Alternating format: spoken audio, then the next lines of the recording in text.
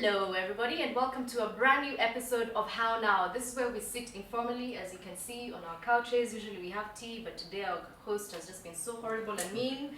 But we're here once again, and today we're talking about something really, really cool and interesting: social media, sometimes called new media. And to help me go through this discussion, I have an eminent panel. Catherine Omanto on my extreme far right. She is a journalist. She said just a journalist, but yeah, she's a journalist. She has been for many years. We also have Mark Kaigwa. He's been referred to as the social media expert in this country, but he says he's a founder of Nendo. You've probably heard about it. It's a digital strategy firm. They do quite a number of things, really cool things, Mark. Yo, you should pay me. This is really amazing. I know, I'm like, that's money in the bank. Thank you. Yeah, but yeah, check him out. And then we have Nanjira. I like to say that she wears many hats. This chick, man, this Chile is smart. Wow. But she's a researcher and she does research and advocacy at the Web Foundation, which is a really fancy way of saying that she looks at the trends that are happening on social media and tries to make sense of that. So and we keep the web on. Yeah, this chick has a brain on her, right? And then on this other end is a guy whose name is Shaquille O'Neal. He says that's actually what's on his ID. I don't believe that story, but No one does. it's Shaquille O'Neal. He's our millennial here to represent the real youth. Word. Yeah, at just But I was 20 still years. born in the 1900s, not the 2000s. Ah. 1900s. 90s baby. Sure. Okay, so he's a 90s baby. Wow, you're so 90s. old, Shaq. A person who was born in 2000 is 16 now, so no, it's Yeah. There's that. Yeah. Okay, so anyway, Shaquille O'Neal, everybody. He's a YouTuber and he creates a lot of hip content on his YouTube channel. What's your YouTube channel called? Shaq the Young in TV. You Yes. heard It's it. all about me, so. Exactly. So anyway, today we're trying to find out how social media plays into this whole conversation about voting, elections, especially as a youth. How does that work? So Mark, why don't you tell me, from your own understanding, when you think social media started really taking root in Kenya, when people started using it, not just for politics, but even just to interact among ourselves? Sure. So, social media as we know it today is comprised mostly, or when we say that, we refer to social networks. So we drop names like Facebook, Google Plus, Twitter, right? And then now in this, like the kind of cutting edge of it is Snapchat. It is things that we never considered social networks, things like WhatsApp that have in essence become like that.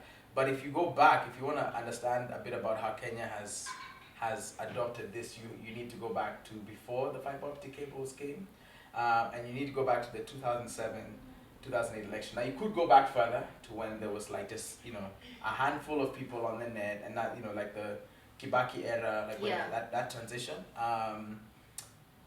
You would find, it was the super early adopters, but what I might concentrate on is 2007, 2008, because that's when you had mainly bulletin boards or forums, as they're also known, and those were primarily the place that people go to socialize on the net. And so what you had was particularly one site that was incredibly popular at the time called Mashada.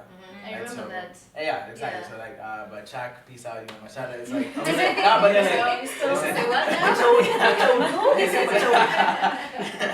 Yeah, Mashada RIP in kind of internet terms. But at that time, that was the place, because many of the social networks we know, even though Facebook had been around 3 years and Twitter had been around a year. High Sorry. five. Yeah, high five was happening. So were a couple other places, but with Mashada, what happened was the diaspora being perhaps of all the 47 countries as we know them now, they still remain the most connected. Okay. Right, by and large. So they, as well as the connected class here, meaning that anybody with an internet connection, be it cyber cafe, be it dial-up or whatever they have at the office or at home. So people were having these series of conversations, divided as you'd imagine, much like the offline campaign, along ethnic lines. And so what you had was a series of very hotly contested and heated arguments, disagreements, and Nigeria can talk about this, especially the 2012, 2013, even that election, around what could classify as hate speech. And so one of the things that in a chapter of a book that's just come out that I highlighted is just the journey from the cyber cafe to the smartphone, and how Mashada was described as the first digital casualty or the first online casualty of the post-election violence, because during that time it got so heated. After the election, they actually had to shut it down. So no Okay. more new users, and they're basically shutting things down, speaking to just how social media and politics doesn't start now with the Snapchats, WhatsApps, Facebooks, and Twitters, but it started in essence with just ordinary people, internet connections, and whether they're diaspora or local, these heated conversations would take place. Okay, so Kathy, when did you start seeing a trend where what's happening on social media is being adapted into traditional media, as it were, so that the trends and whatever people are interested in suddenly becomes headline news on TV? I think I actually noticed that in, was it 2011? That's when it started to After pick the up. promulgation of the Constitution. Yes, Yeah. and that's when people now we're like, okay, so what's social media saying instead of us set. And I've always had a problem with that because I seem to think that traditional media or traditional media houses should be the ones setting the agenda. But it reached a point where we were asking what's trending on social media, what are people saying on social media, and how important that is to what our story will be. Yeah. And it kind of directed the conversation. So social media nowadays, even now, it directs conversation in the newsroom, and it has an effect on what we put out there. Yeah. Whether or not that's the way to go, I don't know. But that's what's happening. Well, we'll be asking Nigeria that in just one second. But Shak, I'm really keen to know, do you know when you started using social media actively? I mean, did you even have to think about it, or was it always available for you? It was never really available for me. I'm not that young. I thought it also came when I was alive. So yeah, so it came, and I actually wasn't really interested in it as early as it came, but I caught up with it like 3 years into 20. I think it was around 2011 or something like that. So that was around the time when you guys had already learned how to use it. So I was like, I needed to jump on it. Kina Mashada Yeah, days. Mashada, I was like, are you guys talking about 2007? Yeah, I caught up with it around 2011, and that's when I actually started using it, and that was Facebook. But what I was using it for wasn't really something that could change the world or change the community or something like that. I was just probably on YouTube listening to music or Facebook just poking guys. Like all I used to do was poke, so it wasn't really as intense as it is now. Like the Right. music it has just changed completely. And this is something that we've heard particularly about the younger generation, that they're very impatient, and I don't think that excludes us here. So Nigeria, we're also being told by by a research by Portland Communications that African tweeters, I guess this is specific to Twitter, tend to be more political than tweeters in other continents. And if that's the case, and we're saying that we don't really have much time between 11 and 12, so give me something snappy. It takes time to research and give accurate information. Right. What's this leading to? So, I mean, it's a new phrase in town that we're living in the post-news era. So the news as has been structured in print and TV is not palatable for today's world in most contexts. But doesn't mean that there isn't a space for it. And in fact, what social media does, obviously, as Shaka said, is you get a snap of what's happening. Like your finger's on the pulse on a lot of stuff. But there's so much value, and that's where what's lacking in most contexts is context. Like, why did it happen? How did it happen? What needs to happen now? So what's happening is there's this tension now with, say, 9 o'clock, 7 o'clock news is trying to reiterate what I already know. And so when I'm being told to tune in, is nothing I didn't know. There's somebody who had 5 comments about it on my Twitter thread or whatever, and I have that, but it's more about more nuance to it. And that's where I think journalists are going to have to figure out real quick how to step in there. Because what we get is what has happened, but very little of why. But now what's lacking is, let's take the stories we read every day about how our country is all over the place, topsy-turvy with things. Very little context to why, how did we get here? So if I'm told today there's a new corruption scandal, it's in context of, it's number what in the list, So that context is what's lacking. So, and I think that's what would still be value for when we tune into sort of news or some more authoritative spaces. Because much as the human brain will take on a lot, and we're living in information superhighways, if you will, there's still that thing that I'm sure for all of us lacks at the back of our heads for, but it all has to tie up somehow. Yeah, like it doesn't make sense. Patikani is not coming together. All right, so Mark, where is this bridge that kind of merges these worlds together? Because as Nigeria is saying, there's definitely room for what's happening on social media, but it's designed to be digested in small portions. There's no room for analysis there. So how do we bridge what Kathy is doing and what Shaq is doing? No, I think this, the thing with the internet is that it's broadly, previously the way that it worked, so you go back to the 1990s and you're always aiming at the middle because that's where most people are. So this is the average household. We're looking for 18 to 35-year-olds, and everything's a generalization. Whereas now, if I open, literally the five of us here can each Google the same word, and we'll all see different things, right? That's how the internet and the specialization and this tailoring element works, right? So it creates two things. It creates this element of where you choose so selectively the sources that you interact with and the attention you give to things, because it's this one kind of, I wouldn't call it a finite currency or something, but attention is the one true thing that everybody's really after. And so the more minutes that Facebook, for instance, spends in any one of our given days, right? And WhatsApp belongs to Facebook, so you might be on WhatsApp and then later on Facebook and then later on Instagram. You're basically at one physical address in Palo Alto, right? Yeah. That's to them, they want every single and as many minutes of your attention as possible. Now the middle ground between the two is that yes, there's actually a number of people who are looking, for instance, for long form content. Like that's what they appreciate. So when you have bloggers like Owa, right, about Chase Bank or Tattoo City, Imperial Bank, and Tattoo City, and you have these long form 2,000-3,000 word pieces, right, distributed over a number of weeks. What he's successfully doing is capturing the rapt attention of an audience and building upon that, right? So there's still people who are looking for that, but the traditional model of where people would so the news and media industry has been built off of two kind of big highlights within 24 hours. I can understand that, and if you're watching from home and thinking, well, if they're getting the content from social media, I might as well just not need a middleman. Right. Yeah, so but this is what I think, yeah? The same way TV noticed that people now love to spend time on their phones and tablets and everything. If you notice the way TV technology is going, it's turning into something mobile, like something you can move around with. From TVs that have internet, from the designs, the shapes, they're becoming smaller, more they have decoders that you can move around with. It's coming down to also become a gadget, if you think about it like that. And Jerry, I want you to tell me what the difficulty of this is.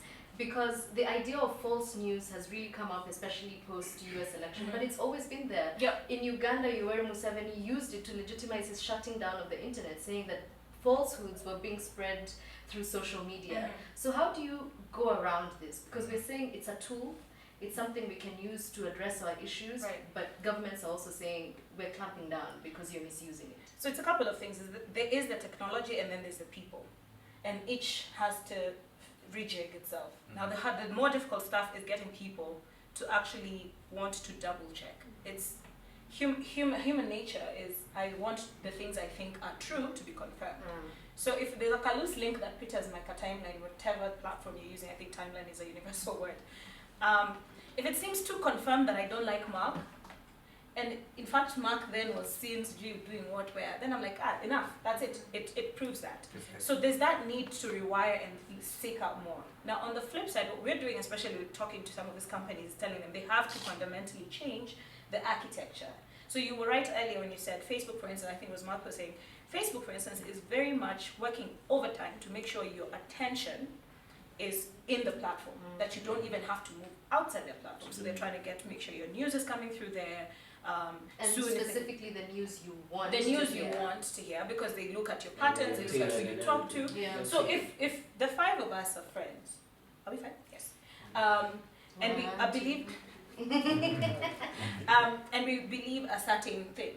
We believe that we are wronged by, say, the country, and we're friends like this. And the news that it's actually not the case, so research has proven, or the fact that it is not the case is there.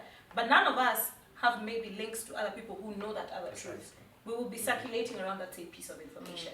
And Kathy, that can be really dangerous, especially going into an election year. You know, when people are getting information that confirms what their beliefs are as opposed to challenging it.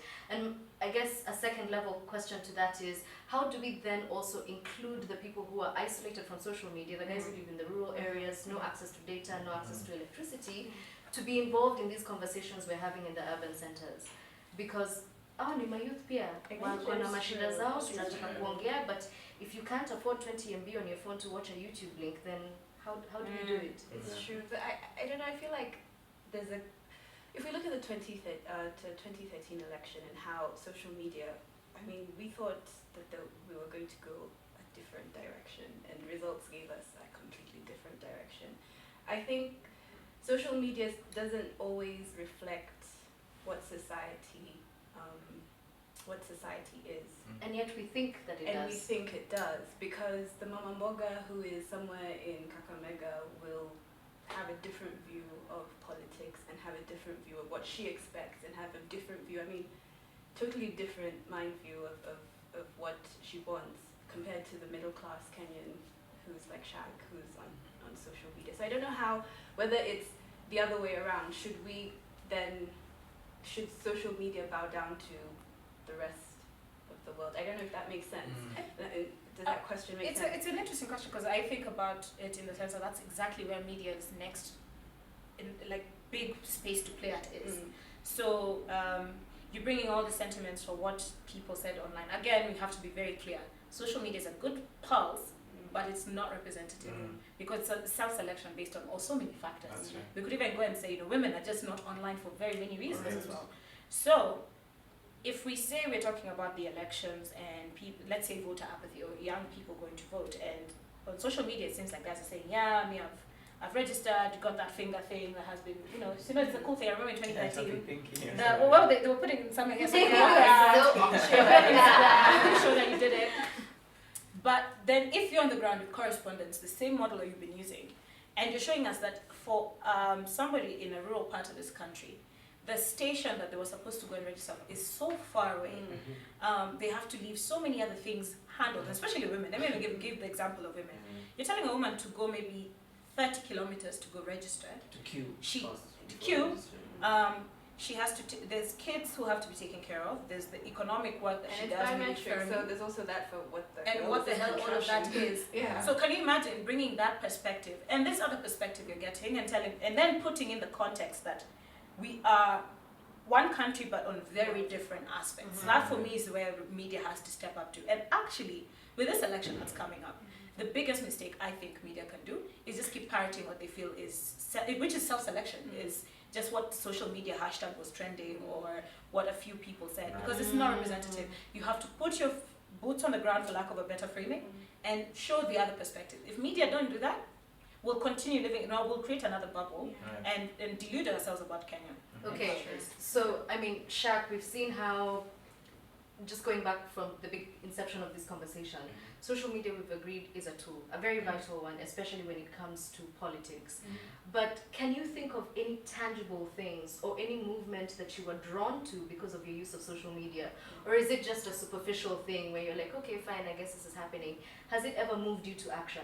Yeah, it actually has moved me to action with a lot of things. If you think about it, we're shooting on World AIDS Day.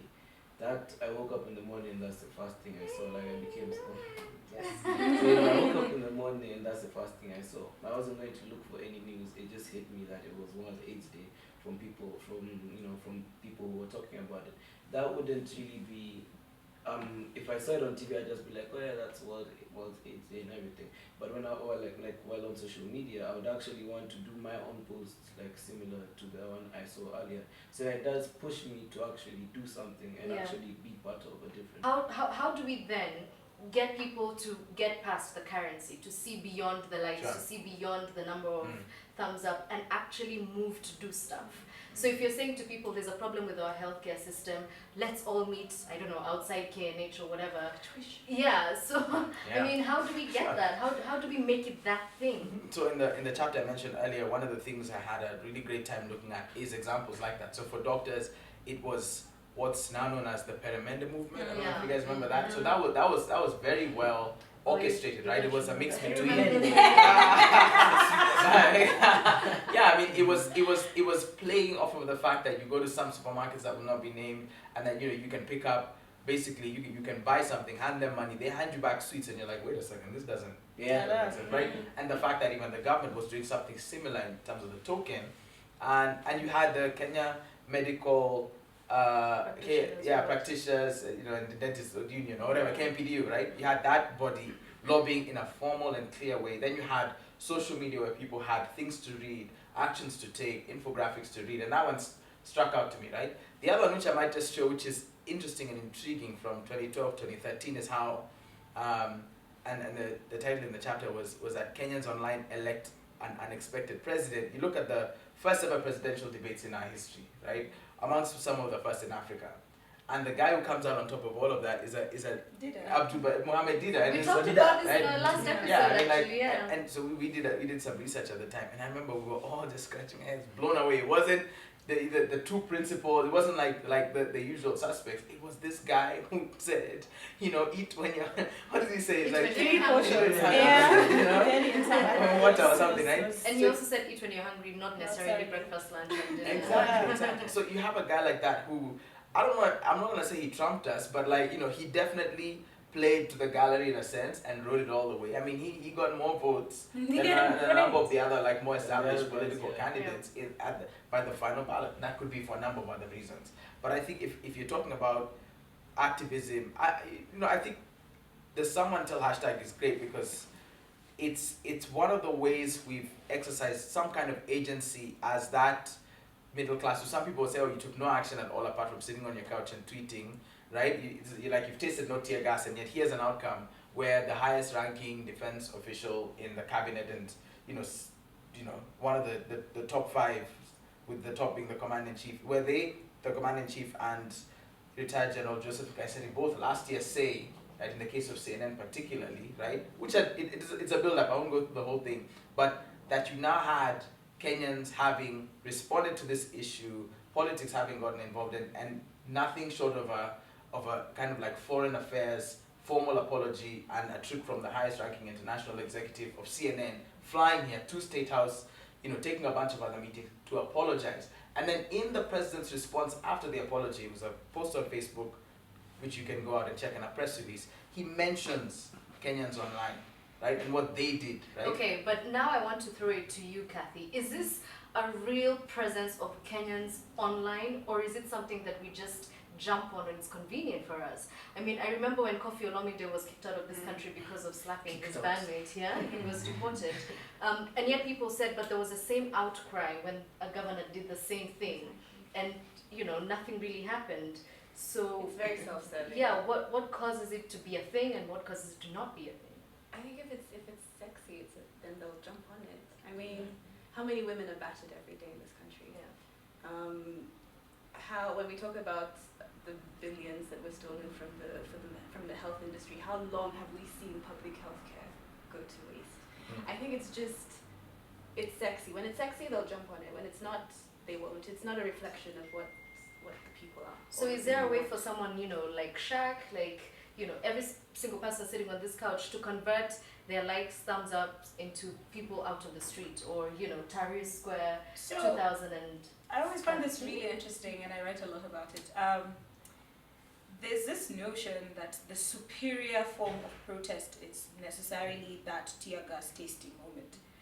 Now, what has been happening, especially in Kenyans' online spaces in the last 5 years, has been fomenting that sense of we can speak. And I think it's been really, really important because there are generations that could not even say the things they're able to, even just think them, Yeah. right? So we've been getting there. If you talk about, say, there's an academic who said the ladder of citizen participation. We've gotten that first phase. We've pondered the first 2 steps. The next thing that we have to figure out, and it needs a certain thinking and leadership really, is to take all of that, whether it's going to be likes, contributing to hashtags, or the offline stuff, and make it count, to make it a continuous thing. Because the problem is quick wins. I want a quick win. yeah. I want a quick win. It's really, really difficult to tell people then, we got somebody fired, now let's get 100 others. That now is like So you go sort that out. I'm going to the next. Because in any given day, you have your hustle, you have so many other things you have to think about. So my thing has been, who are these missing actors to help link all this together?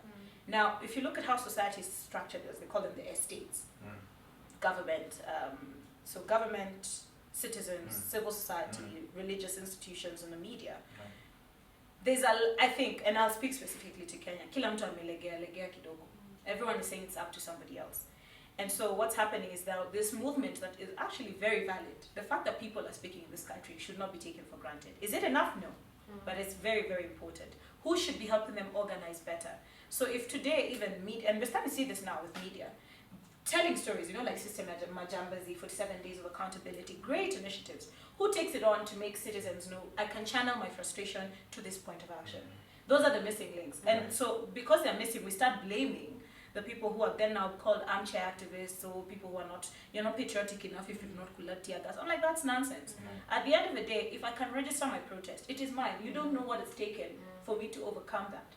That said, I think everyone in this country is calling for who will get us to where we need to go. So when we tell people to be the vote, and then what? So those questions of and then what, whose job it is to step up and guide us through this stuff is what we need to be trying to figure out better. Okay, so as we wait for that, I did talk about suppression of these online spaces previously, but in Africa, these are some of the countries whose social media spaces in one way or another have been curtailed. Most recently, Congo Brazzaville, Chad, Uganda, we've been seeing what's happening in Ethiopia. Now, The Gambia today. The Gambia, right? Now, there's no indication that this is happening in Kenya. But in the event that it does, what are some of the stopgap measures that we as citizens can take to either protest such action, or is there a way to engage the data providers? Have you passed? Personally, if that happened, then first I'd lose my job. Obviously. So I wouldn't have any way of protesting. I'd actually go back to the old way of protesting, obviously. There's no other way I can get my message heard. And from my forefathers, which is you guys, that's what you guys taught me. That's what you guys taught me. Yeah, so that's what you guys taught me. So there's no other way of protesting, I know. Is this something that you consider a right for you? I know people who think of expression online as a fundamental right. I feel like if you've let me enjoy it for a very long time, then there's no reason you should take it away from me. You've tasted if it. I've been we've been eating food for a very long time, since birth, so it's very long till the age you are right now. So why would anyone come and tell you that you can't have food anymore? But that's a false equivalency. If you don't have food, it is food, an you equivalence. die. That's how important. Yeah, if you don't have social media, then you die. Yeah, exactly. Wow. Okay. So we're seeing the kind of gravitas that this thing is being given with this generation. Just maybe a counterpoint before you go to that. I think one of the things I get a bit alarmed by, which I've just remembered, and I'm glad I get the chance to just let it out, is the disproportionate emphasis people put on social networks and social media in general, right? So there's how many people are there in this country? I'm not going to say 40 because it's more than 40. About 44. 44 million people, right? The the ICT authority or the communications authority, they say that give or take it's in the mid-30s, right? Million internet users. I won't even use that stat, right? Because Nigeria here, we'll have added about that statistic. we both pull the same way. I'll use Google to say it's 22 million Kenyans. Of 22 million Kenyans, there's 6 million, give or take, on Facebook.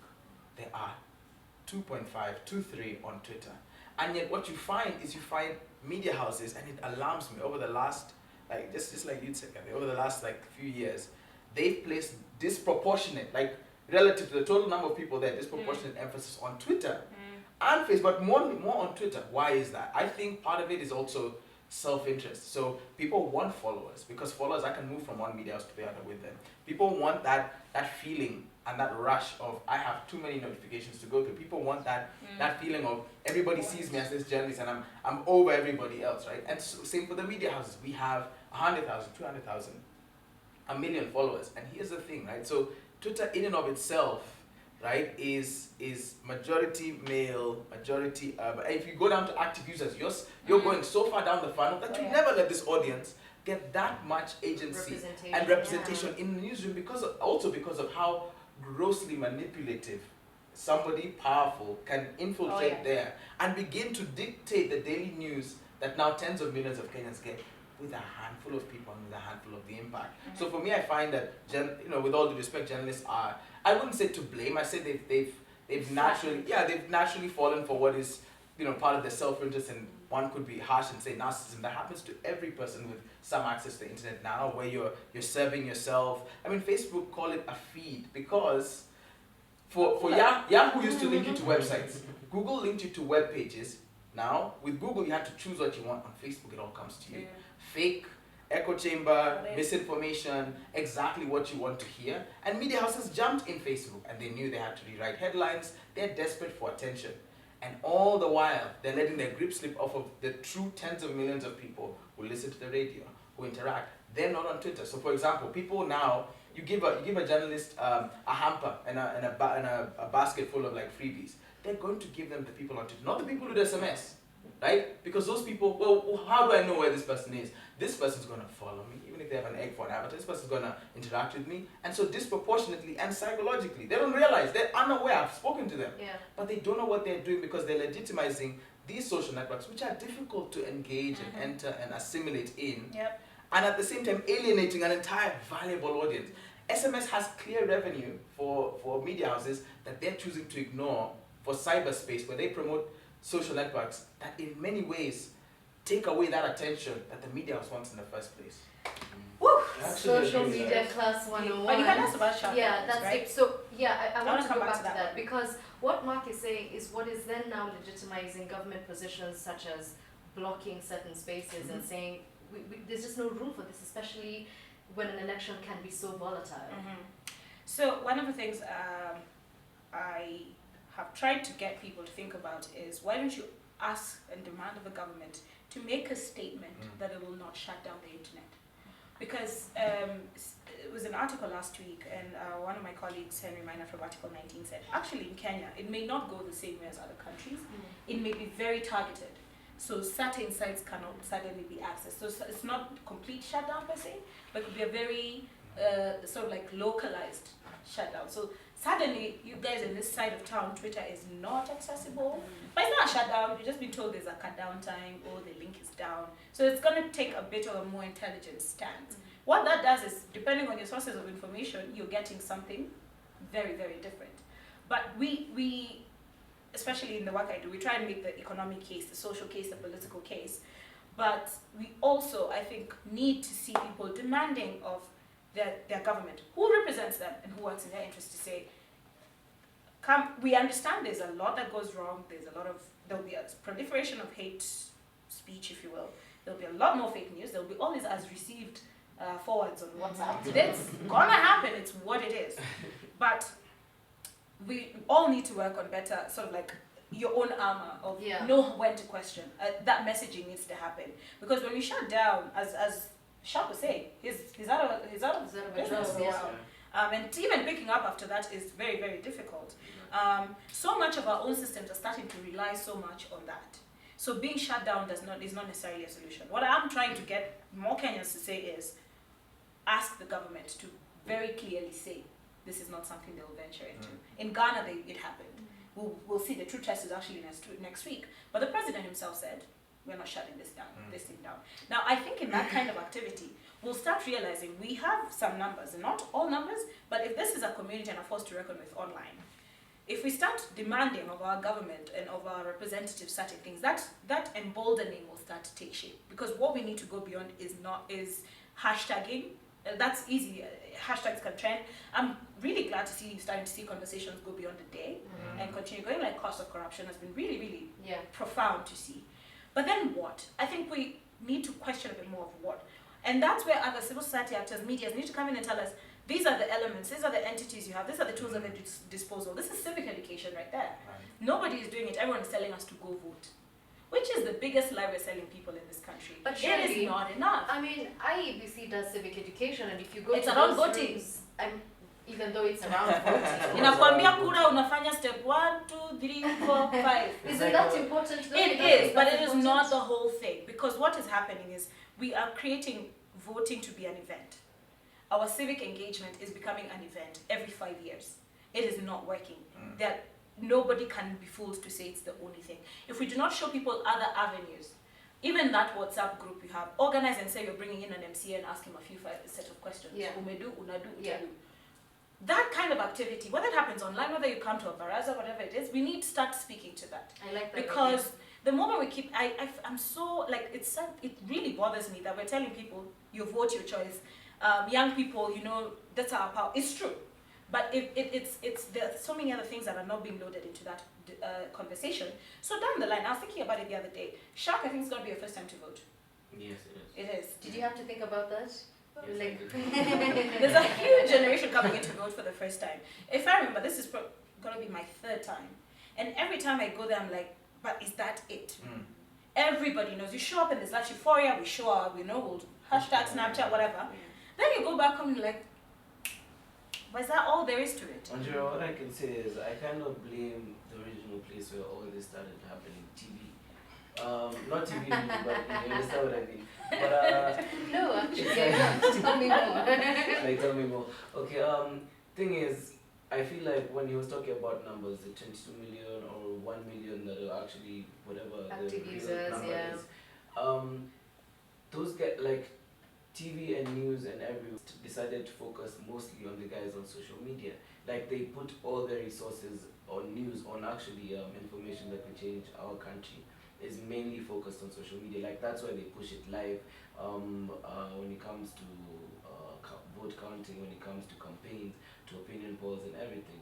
And the other Monanchi who listens to radio, has like reads newspapers, they're basically just being entertained. If you think of these roadshows that happen, they're mostly sent for musicians and Okay. like, you know, Shina, that's the main thing we're feeding them, and they also play an important role in whatever happens to our country. Okay. But the guys online are like the information they're given is mainly political, and their opinion is more valued even if they're such a Right, minority. I understand. So then, Kathy, let me throw it back to you and ask a very pointed question. You know, 2007 media was accused of being too overt, fueling the violence. 2013, they were accused of self-censorship. Where do you collapse those two needs, you know, while maintaining the integrity of the newsroom and also making sure that you take up the opinion of the urbanites and the people who we've established might not have access to this data? I think it just means that we have to now pull up our socks and actually start working. What does that mean, though? It just means we have to go back to the counties. It means we have to go back to talking to people. It means that we have to go back to tell the story of the average Mwananchi and tell the Mwananchi this is what's happening in your world, not just in your world, but the entire world. We need to, like Wanjiri is saying, we need to educate people. I mean, that's part of our mandate, isn't it? To educate people and to tell people other people's stories. But what I don't know. I feel like civic education. I don't know if we'll be going back, but civic education. I feel like you can only educate a population so much. You see, it takes more than education, and it takes more than. You don't have to be educated to know that your MCA has not built a road, Right. and therefore, if it's secret ballot, if you go into the ballot and make a vote, I feel like we give so much. We're not blaming the person themselves enough, because if somebody's not working for you, I don't think I need to tell you, by the way, your person's not working for you. You should be able to see it for There yourself. should be more responsibility from the But city. you guys realize this is how I theorize it, may or may not be true. What's happening is, we've been living in this compression of mheshimiwa-ness, so suddenly this person goes from being a servant to being the Lord. And that's how the whole thing is structured. I've always taken that one of the first acts in Parliament was to the Powers and Privileges Bill, when these guys came in. That's right. Where it was about, you could be fined or go to jail if you don't call an MP mheshimiwa. There's There's a a stuff stuff- about there's a that. stuff There's about a the flags. salaries. And the flags. Oh yeah, so the first couple of things they did was that.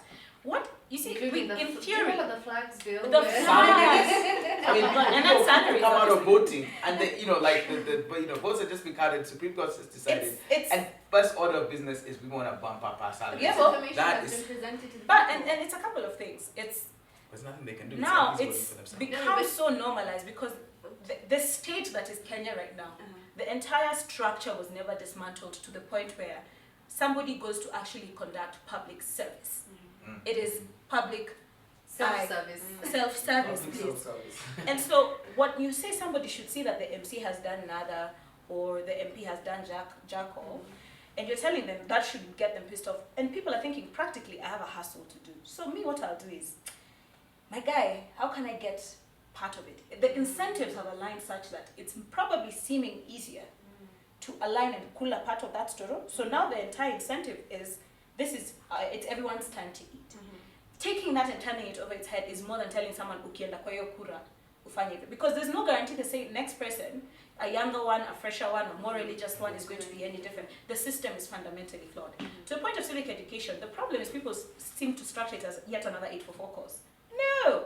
It's the discourse. It's how does it start sipping in the bar, in church, in whatever, about the fact that you have to do more. And it's right, we need to speak out to what's wrong, but not just speak out, do something about it. That's how we start dismantling the structure. Okay. We can't wait for government to turn itself. There's no interest. It's not in their interest to fix this stuff right now. But if you do not find a way, and civic education needs to be reimagined as something, a conversation that takes place every day, not now 2016 towards 2017, because we're not going to change. And the way we're going, we don't have a lot of time to figure it out. Civic education is something like having rehearsals before the main exam. When really, Mocks. it's like mocks, and you haven't learned anything Scarce about it questions. before. So why would you have mocks for something that hasn't don't know. been? Yeah, Exactly. you don't know. I think I'm Okay. speaking from the fact that even now you can feel that there's anger among Kenyans. There is. You can feel it. Even if you go and talk to people and they'll say, oh, you know, what the hell, what's going on? But my problem is that it's up to them to change it. You see, I can't force you to change it. You have to change it within your vote. Exploiting the structures that currently exist in order to create a step that will hopefully create this, what is beginning to sound like a utopia right But now. the politicians understand this. That's why They they understand it. vote. They'll Exactly. go with money on the day because Exactly. they understand no matter how much somebody has built you up, you have a price right Yeah, now. everyone That's has the a booth. price. You have a price right here, right now. And if I match that price, I may keep things because they. Okay, they work I'm just going to bring back this conversation Okay, because now we're going too Yeah, yeah, far, yeah. and I think Sorry. we're going to have a specific episode just on civic education. Yeah, do Because it. Do it it. looks like we Oh, need yeah. it. But we're just going to wrap this up, and I want you guys to go around and tell me how you think we could continue to use, or we could start using social media in a way that would be more effective, not just in vocalizing our issues, but in finding solutions to some of the concerns that we have. And, being very specific that this is an urban-centered scenario, and how to make it more inclusive. Shaq, let's start with you. I feel like since social media has clearly proven to be undestructible when it comes to matters political and everything, so the only way that we can ensure nothing of what we've seen before, like the violence and the hate that brews from whatever people, politicians used to come and tell people in campaigns and everything, is, have a way that everyone's opinion can be taken and actually absorbed and no action taken against it. Because That's another utopia right yeah, there. honestly, because the only people we should take action against are people who are telling us to, use your opinion, find someone who shares the same opinion and attack the other one and try, change their opinion or, actually just show them that you don't agree with them. Yeah. Those are the people who should be punished, but we should find ways to, actually accept whatever anyone else has to say. And the more we do that, the less we have opinion polls showing us winners that end up being, just like runner-ups and everything. Because we're the ones who actually build these beliefs. Okay. And we're the ones who want to be fed with this information. So we have to find ways to understand each other. If I can put it like that. Yeah, Basically, I guess Nigeria, this goes back to the point you were talking about of diversifying your sources so that Right. you're not just stuck with this algorithm of like-minded people. Facebook people, if you spend all your time on Facebook, get out of there. Nigeria, your turn. I like the saying, don't just organize. Now, organize whether it's online, organize whether it's offline. Use those WhatsApp groups to get these people who are trying to take your votes to figure out how they can start working for you. Just do something wherever you are. because waiting for all of us to get to the same place is not a reality. We're working on very much making sure everybody can have access that's affordable and all of that. But at the same time, we are very different. We will never be a homogeneous people. But wherever you are, do something. Yeah. Do something better. We have no choice. Kenya ni moja. Sudan and Uganda will want to take us in if I'm saying. They're great though. It's FYI. cool peeps. But the blame game is gone on for long enough. Just organize wherever you are. Don't just agonize. Okay. Mark? I think that I'd say one of the things that concerns me about the web now is that there's no middle, right? So either you are like an apologist for the government, or you're lumped with everybody else who is anti-government or pro-opposition, and there's rarely this middle ground where people can share opinions. What I find is that people therefore self-censor from things political because you'll be put in one basket or the other, and you're not prepared to be either, right? For me, I think I'm pushing people to find an opportunity to voice their concern, to not self-censor, especially when they see an issue, not necessarily a personality, but an issue. Like let's focus on that, because there's a lot of people keeping quiet, and that itself is a statement which many of the current paid influencers and bloggers and basically publishers who are publishing misinformation are taking great advantage of. Yep. And so they're enjoying the freedom to paint a picture of what popular support looks like, and they're weaponizing social media in a sense to misinform the public, or certainly to misinform the political class, and even us as the public to believe, well, other Kenyans on Twitter seem to believe this, so this must be true. Yeah, It must be true. I'd say question, and of course, the challenge I think of what Nigeria just said is that if we tell people to get off of Facebook, where are they gonna go? This traditional. No. Wait a second. Hey, to be clear, I didn't say get off. I said don't just spend your entire time. That's true. But if I look at the top 20 most visited local websites, many of them are political gossip, and they themselves are not the place I want people going either, because that in and of itself is I'm not going to say it's toxic, but it's toxic in too high a dose. So mine is just, I think it's exercise good judgment. Like wherever you are, just if you hear somebody tell you something, you see a forward in WhatsApp, just Google it, just ask somebody, just have an extra layer before you accept things, and question everything. That's probably the best position you can have. Question everything. Kathy, I mean, I feel like you have to speak on behalf of the media here. The media has been attacked. Especially for you, the role of traditional media versus new, it's indispensable, as Shaka said, it's not going anywhere. I think then we need to go and ask the why, like Nigeria. Sorry. Ask why. Tell stories better. Dig. We are the channel. I mean, my lecturer once said, rest his soul in peace. He said that media is the second most powerful. My lecturer told me that media is the second most powerful force in the world. It can create war or peace. It can create the environment that you want. So I think journalists need to dig deeper, but also people need to get off social media for some time and live in the moment and live in the moment. And the only time you can live, that's when you'll notice an injustice. That's when you'll notice the pothole. That's when you'll notice there are no gloves in this level 5 hospital. That's when you'll notice these things, and that's when probably you'll feel it. And I think if you feel it, that's when you'll do something. Contextualizing everything, well, that's one thing we like to do here at the Show Power. Thank you so much to my guests for showing up and for giving us such amazing tips. Thanks I feel for like having us. I've learned so much. And why don't you tell us how you use social media, how you use the social networks? Are you responsible? Are you agonizing and not organizing, as Nigeria is saying? What do you think of people like Kina Iditha watu wa magazeti, kufunga nyama na hii magazeti? We like to hear from you. And if you want to be one of our panelists, tafadhali tuandikie barua, enda kwa website, tuambie, we'll have you on. Otherwise, that's it from us today. Otherwise, thanks for this Bye.